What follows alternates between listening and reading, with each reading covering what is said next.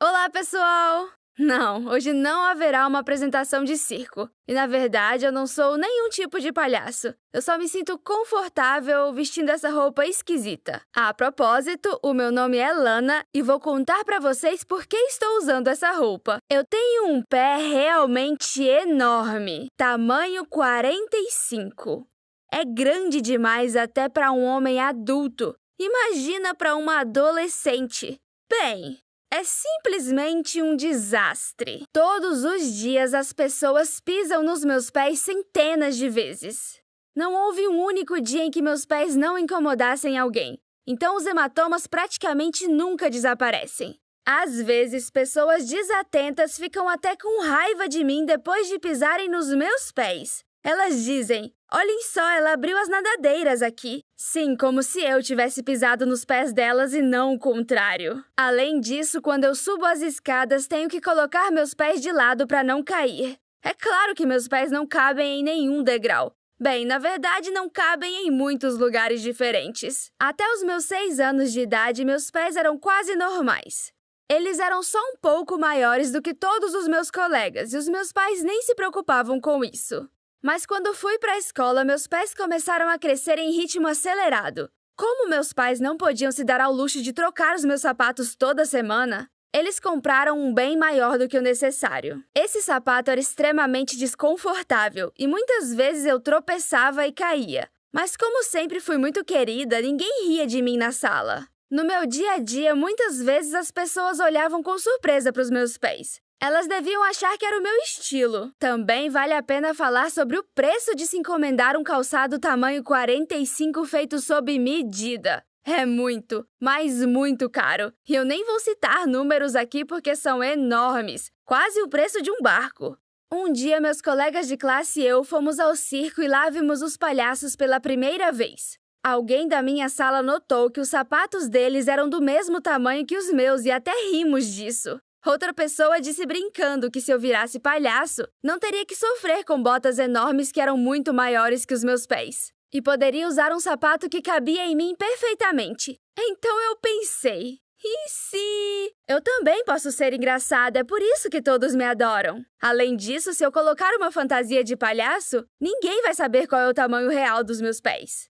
Quando voltei para casa, disse aos meus pais que queria encontrar um trabalho de meio período. Eles ficaram felizes com isso, mas quando eu disse que queria trabalhar como palhaço, meus pais ficaram muito bravos e me disseram para tirar essa ideia idiota da cabeça e fazer algo útil como natação. Eles disseram que meus pés seriam uma grande vantagem e serviriam de nadadeiras, mas eu não iria abandonar o meu plano. Principalmente porque na natação eu teria que mostrar meus pés descalços para todo mundo. E não, eu não precisava disso. Sem dizer aos meus pais, no dia seguinte, em vez de ir para a escola, eu fui ao circo e disse que queria ser palhaço.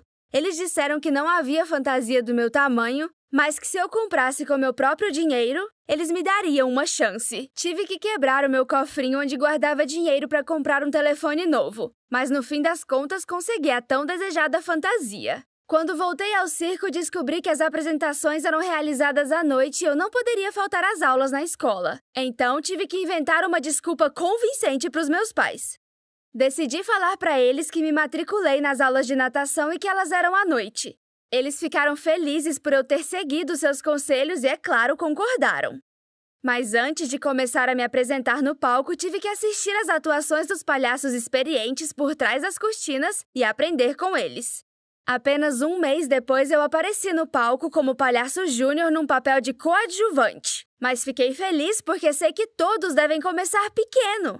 Logo, eu comecei a me apresentar sozinha e fiquei muito feliz quando vi que conseguia fazer as pessoas rirem. E a oportunidade de estar no centro das atenções e não pensar nos meus pés realmente me inspirou.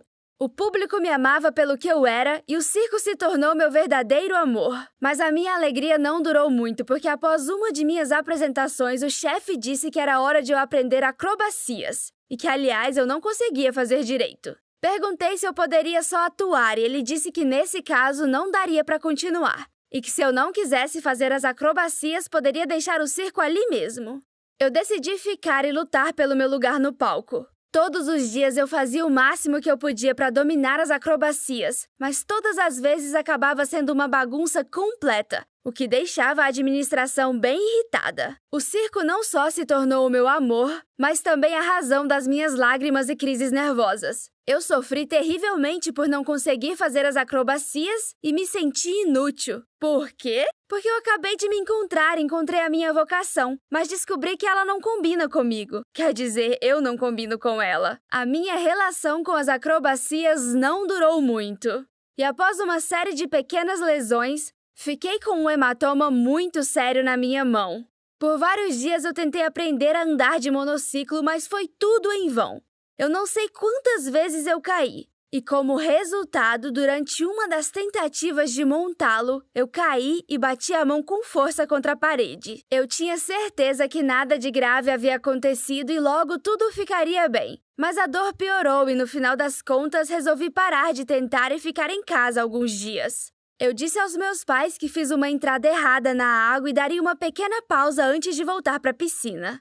Mas depois de alguns dias, a dor não diminuiu em nada. Pelo contrário, ficou ainda mais intensa e eu mal conseguia mexer a mão. Fui pro hospital e lá me disseram que eu tinha deslocado o ombro e também tive uma distensão muscular. Que maravilha! No mesmo dia, meu braço foi tratado e me encaminharam para fazer fisioterapia. Tive que ficar em casa por mais algumas semanas e durante todo esse tempo eu senti uma falta terrível do circo. Eu realmente queria colocar a minha fantasia o mais rápido possível e retornar ao palco e ao meu público. Quando eu já estava pronta para voltar a treinar, a minha mãe disse que tinha me inscrito para fazer fisioterapia na água, onde uma amiga dela era treinadora. Ela disse que depois que eu me machuquei eu não poderia voltar aos meus treinos habituais, porque isso não era útil e poderia ser até perigoso para minha mão. Então eu não tive escolha e precisei concordar com ela. De mau humor, eu fui para a primeira aula de natação. Eu estava insatisfeita com tudo e com todos e queria voltar para casa o mais rápido possível, antes mesmo do início da aula. Como nadar pode ser interessante? Isso é uma droga. Mas a minha opinião mudou drasticamente 5 minutos depois que eu entrei na água. Era um sentimento completamente novo, impossível de descrever. Eu realmente gostei de andar na água, nadar e dar cambalhotas. No final da aula, a treinadora me elogiou e disse que os meus pés eram um achado raro para um nadador e que eu tinha um grande futuro nesse esporte. Para ser sincera, eu fiquei extremamente satisfeita ao ouvir os elogios, porque no circo eu geralmente ouvia as brigas do chefe. Eu mesma pude ver as minhas habilidades vencendo os outros nadadores e tudo isso era graças aos meus pés.